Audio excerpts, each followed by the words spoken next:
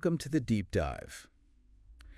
Today, we're diving into juries. Jury duty. Yeah. And we're going beyond the sort of like the typical courtroom drama, right? We actually have court documents from a case where things got really interesting during deliberations. Oh, yeah. This is, we've got allegations of coercion. Wow. We've got a hung jury. Oh, wow. We even have a juror reading a Bible during deliberations. Okay, so we got a lot to unpack here. We do. But I think one of the things that's really fascinating about this case is it highlights just how delicate, how many things go on at the same time. Totally. When a jury's trying to reach a verdict.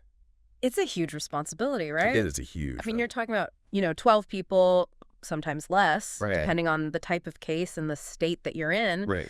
But you're talking about a group of your peers who are tasked with essentially deciding someone's fate. Yeah. And they have to navigate all of their own individual experiences and perspectives. And biases. And and trying to come together to make this really weighty decision. So let's actually put ourselves there for a second. Okay. Imagine you're on this jury. Okay. And it seemed like a pretty ordinary case. Right? Nothing too crazy, but things took a turn during deliberation. Okay, so they get into the deliberation room, and that's when things really get interesting. That's when it gets real. Because it becomes this, pressure cooker in a lot of ways. And that's where a lot of those, interpersonal or group dynamics come into play. Yeah. Because if you have these strong personalities and someone who feels very strongly one way or the other. Well, and they sent out a note, right? Yes. The jury sent a note to the judge saying that they were deadlocked. They could not reach a decision. So they were completely stuck. They were stuck. And on top of that, one juror actually claimed that they were being coerced. Oh, wow. Into voting guilty. Coerced. Which is a huge... That's a huge accusation. That's a huge accusation. Because our system is really built on this idea of, the jury reaching a verdict freely. Right. No one without any undue pressure should feel pressured to reach a certain decision, especially in this context. Absolutely. So there's a big deal, right? Like someone's life could potentially be in their hands. Right. So what happened when this accusation came out? Well, so the documents show that the judge was walking a really fine line here. Right. Because he reminded the jury multiple times that they should not change their vote just for the sake of expediency, right? Just to get out of there. Just to get out of there, right. He emphasized over and over again that this was about justice. Justice, not speed. Not speed. Right. It's not about, how quickly they can reach a verdict. Right. And that's really important, right? Right. Because it's like you don't want to pressure a jury into a verdict. But you also need a verdict. You need a verdict. So he's kind of walking this... What's this total tightrope? Tightrope. Yeah. And this is where this really fascinating area of legal precedent comes in. The Allen charge. The Allen charge, yeah. So tell us about the Allen charge. What is that? So the Allen charge, it's basically a set of instructions that a judge can give to a deadlocked jury to encourage them to keep deliberating and try to reach some kind of decision. And it's named after this 1896 Supreme Court case. Wow. Allen v. United States. But, and this is really important, it's incredibly controversial. Why is it so controversial? Well, because like you were saying, you don't want to pressure the jury. Right. And so if I'm a juror, Yeah. And the judge is saying, hey, you guys really need to try harder to reach a decision. Yeah. I might feel pressure to just go along with the majority, even if I'm not convinced. Exactly. Because you don't want to be the one to hold everything up. Right. And that's exactly why it's so controversial. Because it can very easily stray into that territory of coercion. Right. And we don't want that.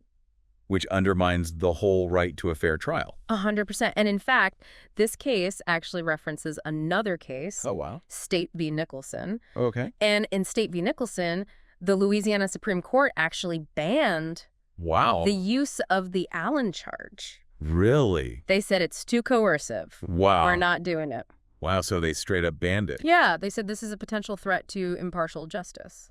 Wow. That's really something. It's a big deal. Yeah. And it just goes to show you how important it is to make sure that the jury's decision is actually their decision. Right, because what's the point of having a jury if they're just going to be pressured into, what the judge wants or what they think the judge wants or what someone else wants. Right. It defeats the purpose. It defeats the whole purpose. Exactly. So how did the judge in this case handle this? Because you've got this Allen charge, which is controversial. Some states have even banned it. Yeah. But he also needs them to come to some sort of consensus, right? Well, and that's where it gets really interesting, is that he seems to have been very aware of the controversy surrounding the Allen charge, because he very carefully avoided those specific phrases or instructions that have been deemed coercive. Right. So he was very careful about his wording. Very, very careful about his wording. But he still had to encourage them to reach a decision. So what he did was So he did something really kind of brilliant, I think. Okay. He reminded them that they could change their minds.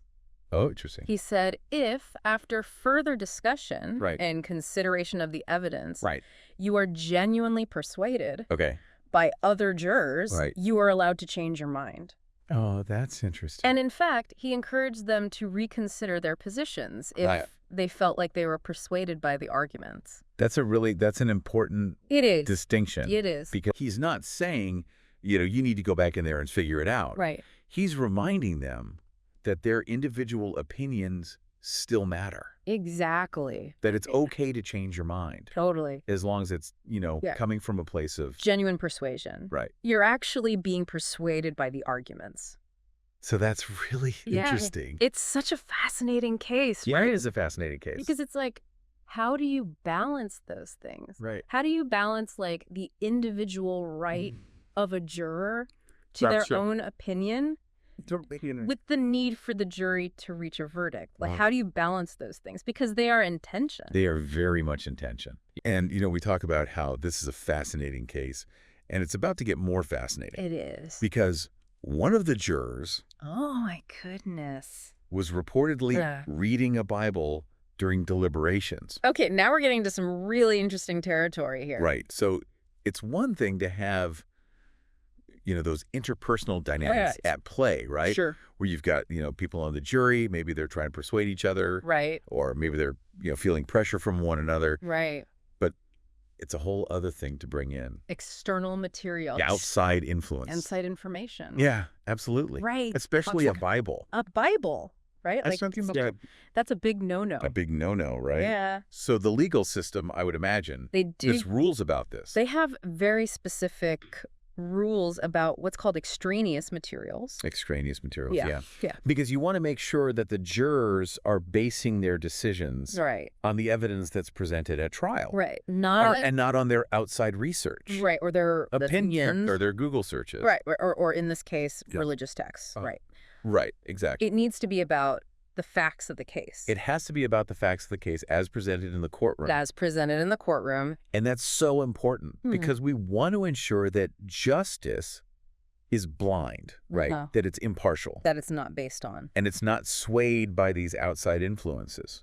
Right. Any of these other things. Yeah. So what happened with the Bible? Was the juror allowed No, he was not. to consult the Bible during the deliberations? So the judge, in this case, again, really trying to uphold proper procedure here. Right. He directly addressed the issue. Okay. He ordered the Bible to be removed from the jury room. Oh, wow. And reminded the jurors of their duty to only consider the evidence presented at trial when making their decision. So he shut that down pretty quickly. He shut that down immediately. But it does. But it raises the question, right? It raises so many questions because, where do you draw the line? Where's the line? Right. Because what if? Right.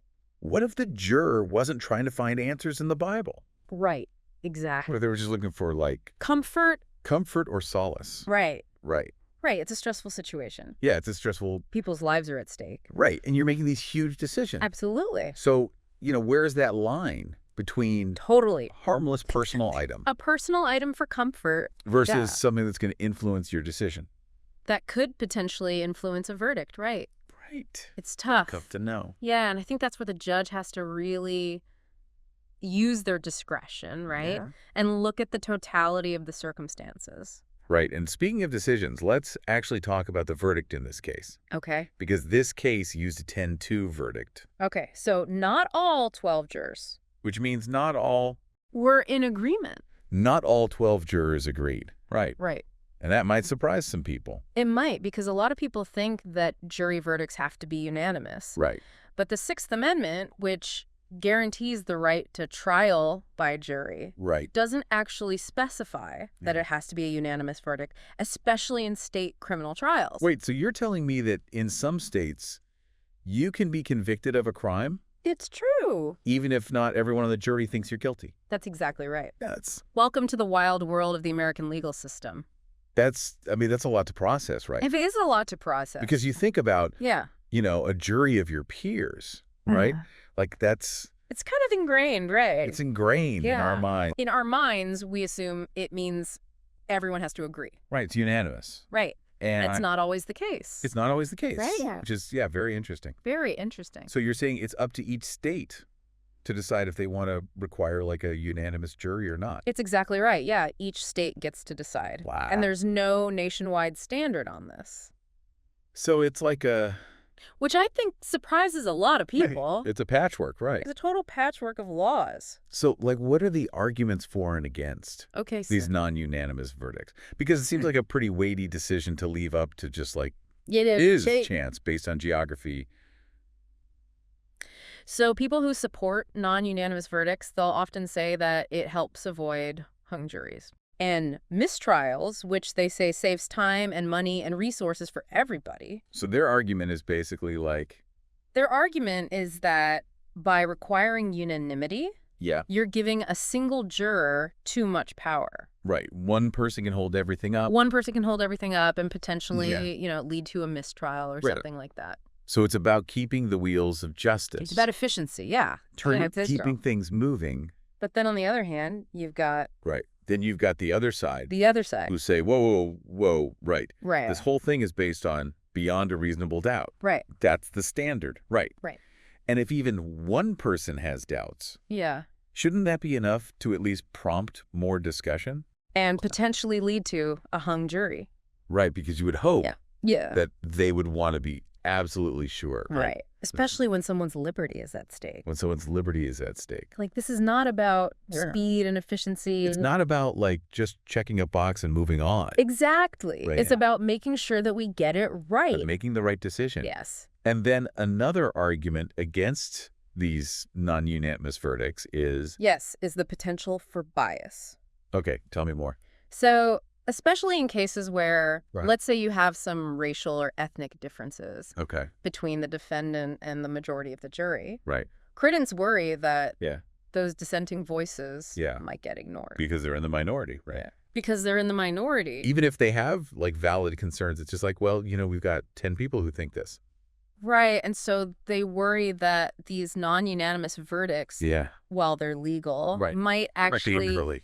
have this disproportionate impact on certain marginalized communities who are already, let's be honest, who already face an uphill battle, right? Yeah, they're already facing an uphill battle in the legal system. Absolutely. So then this isn't just like this is real. That's a philosophical. It's real world stuff. It's real world stuff. Yeah, this has real consequences. It has a real world consequence. The real people. So this kind of makes me think about that Apodaca decision. Right, where they said these non-unanimous verdicts are constitutional. Right. Given these concerns, I mean, is there any chance the Supreme Court would ever, like, revisit that ruling? I think it's possible, and I think that legal experts are looking at some of the recent decisions of the Supreme Court, and they're saying, this is interesting. Because it seems like they're really interested right now in revisiting some of these questions about individual rights, and how they pertain to states' rights. Yeah, so, like, how much power do states actually have? How much power do states have? Right. And it seems like the court might be shifting a little bit in that area. So are you saying that, like, even though... But you mentioned earlier the case of McDonald. Yeah, McDonald v. City of Chicago. McDonald v. City of Chicago, which was about the Second Amendment. Right, gun rights. Gun rights. Right. And so even though it's not about juries, it's about guns. The way that the court ruled in that case has people wondering, I wonder how they're going to apply this in other areas of law. So you're saying that McDonald case could have ripple effects. Potentially. Yeah, that's fascinating. Because McDonald really focused on this idea of the 14th Amendment, right? Okay. And the idea that the 14th Amendment is supposed to make sure that the states are upholding everyone's individual rights. Got it, got it. So it's like... And so now people are looking at cases like Apodaca. Right, which was about jury trials. Which was about jury trials. And saying, well, if they're going to apply this stricter standard of review to the states under the 14th Amendment, could that potentially impact the Apodaca decision? Right, because you've got this question of, like, are people's rights being violated by these non-unanimous verdicts? That's a question, right? Wow. That's the question a lot of people are asking. This is fascinating because it's like we started out talking about this one case. Right. And we're seeing how it's connected to all these other... It's all interconnected. All these other cases and all these other bigger issues about... Bigger issues. You know, individual rights. And, it's about federalism. And states' rights. Right. Like, it's this whole... It's all tied together. It's all tied together. And that's what's so fascinating about studying the law, right? Right. Is that it's not just about these abstract principles. Right. It's about how these principles play out in the real world. In the real world. Yeah, with real people. With real people who are being impacted. And that's what this case really, I think, highlights. Right. It's like we think about a jury of your peers, and it sounds so simple. Right. We think about, 12 people in a room, they'll figure it out. Right. But it's so much more complicated than that. It's so much more nuanced. There's so much more going on. There's so much more going on. There's so many... Behind the scenes. Behind the scenes things happening. Right. And I think this case really underscores how much is at stake in every single trial. Right. And how important it is for the jury, for the judge, for everyone involved to, like, be aware of these things. Be aware of it. And to really try to prioritize fairness. Prioritize fairness above all else. Above all else, right. Because at the end of the day, that's what it's about. It's about justice. It is about justice. It really is. Yeah, it makes you really appreciate just how much responsibility everyone in that courtroom has. Absolutely. And I think, one of the things I think about a lot with this case is just how it highlights that tension, right? Yeah. Between finding a verdict and making sure that that verdict is reached fairly. Right, because you can't have one without the other. You can't, and it's so easy, especially when we see these things on TV, right? To simplify it, to be like, oh, they're going to find this person guilty or not guilty. Right, like it's just a simple decision. Right, but we don't always see all of the nuance. And deliberation, the arguments. The back and forth. The evidence. The careful consideration of all of these different factors. And the instructions from the judge and the potential for bias. And the ways in which. It's a lot. It's a lot. It's a huge responsibility. So, I mean, what advice, right? Like if someone's listening to this. And they're like, okay, I might get called for jury duty someday. Right. What advice do we give them? Take it seriously. Take it seriously. That's the biggest thing. You know, a lot of people... We joke about it. We joke about like, ugh, I got jury duty. Right. How can I get out of it? But it's like, no, actually. But it's important. This is a cornerstone of our democracy. It's a cornerstone of our justice system. So we should all be willing to participate. Be willing to serve. Be willing to serve. And when you're there, be present. Right. Listen with an open mind. Right. Engage in the process. Don't take it lightly. Don't take it lightly. Because these are real people's lives. Real people's lives that are being impacted by these decisions. Absolutely. And I feel it's so easy to get caught up in the drama of it all. It is. It's easy to get swept up in the narrative. Right. Especially when it's like a high-profile case. Right. But we have to remember that at the end of the day... At the end of the day... It's about justice. It's about justice. Right. It's not about entertainment. It's not about being a juror on TV. Right. It's not about writing a book about it afterward. Right. It's about making sure that the process is fair. That justice is served. And that the outcome is just... Right. And because everyone deserves that. This case really does a good job. It does. Of highlighting just how complex. How nuanced. How nuanced. How challenging this all really is. How important it is. Right. Because we say, like, oh, you have a right to a trial by jury. But it's like, right. But what does that actually mean? What does that actually mean in practice? What does that look like? What does it look like? What are the procedures? Right. What are the rules? What are the potential pitfalls? Right. And And the thing is, those answers... It's different everywhere we go, right? They're different everywhere you go. Because every state has their own rules. Their own rules, their own laws. It's fascinating. It's amazing. Well, on that note, I think we're going to have to leave it there. I think so. But thank you so much for having me. For taking us on this deep dive. Of course. Into the world of jury duty. It was my pleasure. This was a really interesting case to unpack. It was a fascinating case. Lots of twists and turns. Lots of twists and turns. So for everyone listening, the next time you get that jury summons, don't throw it away. Don't throw it away. Don't try to get out of it. Think of us. Think of this case. Think of this case. Think about all of the things that we talked about.